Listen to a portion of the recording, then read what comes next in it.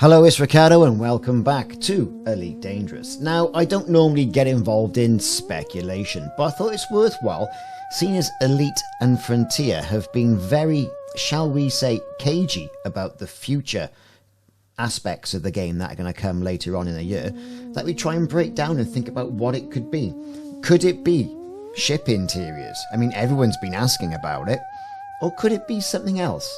Something like base building, for example. We have the schematics in-game for both vehicle schematics. We have base schematics as well. We know all about weapon and suit schematics. We pick these things up in Elite Dangerous Odyssey.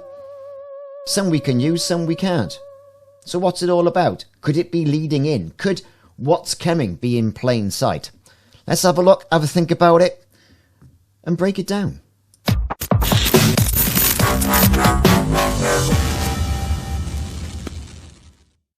Welcome back, Commanders, and let's get those tinfoil hats made and placed on our Commander heads.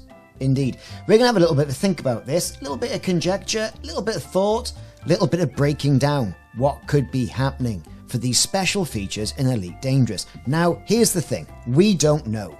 Even as a partner, we haven't been given any information that alludes to what this could be. Only that it's going to be fantastic. Now, during Frontier Unlocked, we had the announcement of 4 ships, the first one being the Python, and these are variants. So variants means variants of existing ships. I think first off, we're probably unlikely to see the Panther Clipper. However, you just never know with Frontier, do you? You just never know. People have been talking about the Mamba Light. That could be a possible solution. They don't know. Or a new iteration of a dropship. If we look at the ships, and this is not really what this video is about, but if we look at the ships that are currently in-game, there are some that you could probably think, well, you're probably not going to get a new crate, are you? Because they're relatively new. But you just never know. So there was the announcement of the ships. There was the announcement of Power Play 2.0. And with that, you know, a couple of questions there. With the addition of Power Play 2.0, are we going to get new modules? Don't know. The political landscape in Elite Dangerous is starting to shift. With new people coming into power, does that mean a new module? But anyway, that's not what this video is about. What this video is about, that despite all of this, and Update 18 and Update 19, somewhere in between Update 18 and 19, they say, or even possibly after 19. It was a little bit vague, wasn't it? But definitely they said within 2024. I suppose Frontier reserved the right to change their timelines, but this is what was announced, and everyone's very excited.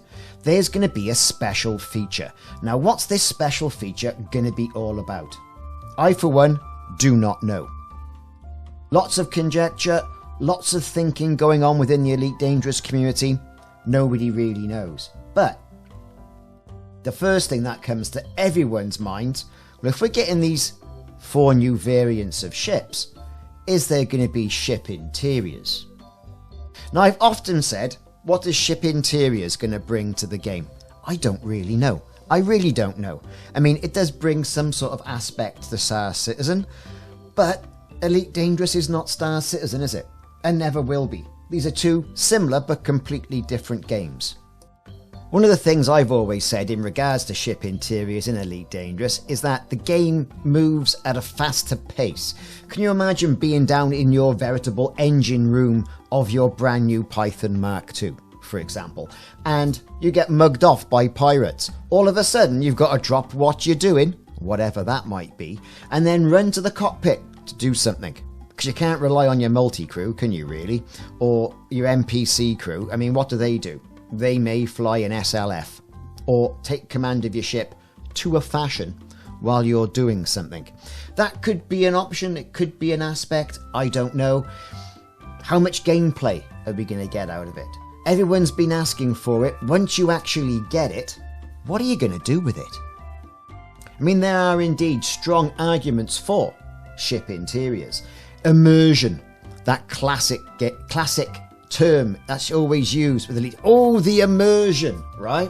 So exploring the insides of your ship would apparently, some say, significantly increase the feeling of living in the world of Elite Dangerous. And this world, this galaxy that's being created, this one-to-one representation. Does it need more immersion? I don't know. Imagine walking through your cockpit. Well, if you've got VR, you can have a good look around now. Interact with various stations. Perhaps they mean the coffee cup on the Crate Mart too. And maybe even having a virtual pet. Ooh, missus, a pet? I don't know about that. Roaming around your ship.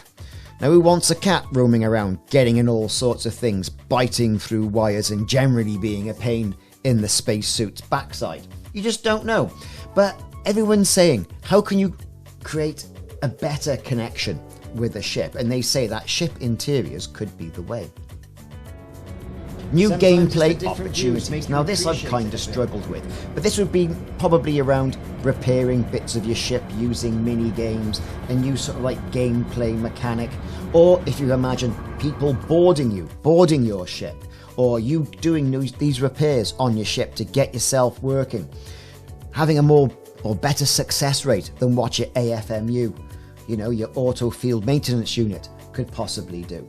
This could add that depth of complexity to the game, especially if you're out in the black doing some exploring. I don't think it'd be there for every opportunity. And of course, I suppose you've got that storytelling potential, something it's there in Elite Dangerous, but it really could do some extra work in regards to storytelling. Having physical spaces like within your ship that could allow for more immersive storytelling experiences. A hollow chessboard. Ooh, missus. I don't know. Finding hidden logs or clues within your ship's interior if you bought it second hand. I mean, you just buy these ships. You assume they're going to be new. They might not be. That whole buying a ship new, buying it second hand has kind of been removed from the game, hasn't it? You could go out potentially and buy a ship from a station, and it could be, a second-hand ship with a lot of special modifications. We've heard that line before.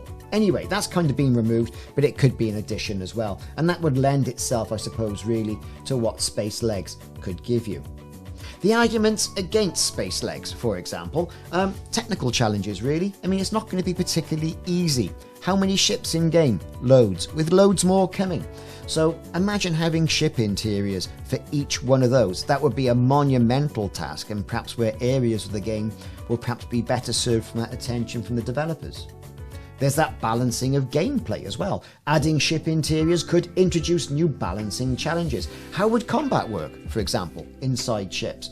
How would combat work outside ships if you're downstairs making a cup of tea in the galley? Or having a sleep in your cabin? All great things you can think about. But, how do you work them into the game? These are all complex and do need a bit of consideration if this was to be a thing. Scope and focus as well is another thing as well. Some players argue that focusing on ship interiors might detract from other aspects of the game, like, for example, what's going out the cockpit window. Whether or not this is going to be a thing, we don't know, and it's all conjecture, like I said. But ship interiors. This moves me on to the thing I think we're going to be getting, which is base building. If I was to put, I don't know, $5, £5, 5 credits even, on something, I would say it was going to be Elite Dangerous base building. Yes, folks, building a base in Elite Dangerous. And why do I think it's a good thing? Well, we're already seeing some sort of things in Elite Dangerous Odyssey. Certain items, for example, vehicle schematics, building schematics. What are these schematics all about then? I mean, we know what suit schematics and weapon schematics do. Vehicle, that would allude to an SRV. Buildings, that would allude to a building or a base. And why can't we have a building or a base? Somewhere we can call home. A natural extension to the fleet carrier, which is something I've covered in one of my videos extensively. And more videos to come on that, as it is. Think about it. Increased player investment. You could have a clan base. You could join your base up with a friend's base and get into all sorts of mischief. Building and customizing a base could put a deeper sense of ownership and purpose into the Elite Dangerous galaxy. Players could choose the location, a design, a function of their base, and then tailor it to a playstyle. It's not all about big walls and making a fortress. Making a thriving port could be a good earner perhaps on the way to Colonia for people to stop on at, or just somewhere to have a, like I say, a better extension of that fleet carrier. Again, new gameplay opportunities there. Base building could open up gameplay loops, resource gathering, construction, defense management, and even base-to-base interaction. Something that Frontier, that's their wheelhouse. The planning, the simulation, you know, the planet coaster, the planet zoo, all that sort of stuff. All that little minutia planning, I think would be a great thing. And could also then feed over into other aspects like, well, you know, fleet carriers. I keep going about fleet carriers. It's not all about fleet carriers. We're talking about base building. But that sort of interaction could be good. Repel people attacking your base. Ooh, that would be fantastic, wouldn't it? Putting up suitable defences. Perhaps the Thargoids come along to give it a little bit of mischief. Who knows? Perhaps it could be pirates. You just don't know, do you? But having a nicely well-paid, funded crew there could repel those boarders, repel those attackers, at least man the base so you and your crew could come around and defend it in ship. It would also act, I suppose, as a community hub and social interaction. Bases could be gathering points for players, fostering collaboration, trade, and probably role-playing opportunities, if role-playing is your thing. I'm not suggesting everyone should walk around dressed as monkeys. What I'm suggesting is that if you want to put greater set of immersion, give people more occupations. I'm not saying we all should be barbers, but I'm saying, you know, hey, you could be trade merchant, spice merchant, drink runner, slave merchant. Break things down just from the trade and bring more occupations into the game. Exploration and discovery. Finding suitable locations for a base. Perhaps it could be close to a trade route. Perhaps it could be in the backside end of nowhere. The choice is yours. The cons to this, however, again, would be complexity. Implementing base building is going to be a monumental task. However, saying that though, a lot of the artifacts already exist in-game. We see the base structures, we see the outposts from Elite Dangerous Odyssey, the existing Elite Dangerous Horizon bases as well. There's balancing as well, balancing base mechanics with existing gameplay loops. Don't become too overpowered. How can you have an overpowered base? I mean, you'd have to make it so that it's something to attain. People with the billion dollar of credits, the billions upon billions of dollars, can't just go in there and effectively build South Fork in space. I mean, you want to be able to have, you know, a progression to get this. That would also feed into that economic potential. You'd be making complete and utter barons of base building otherwise.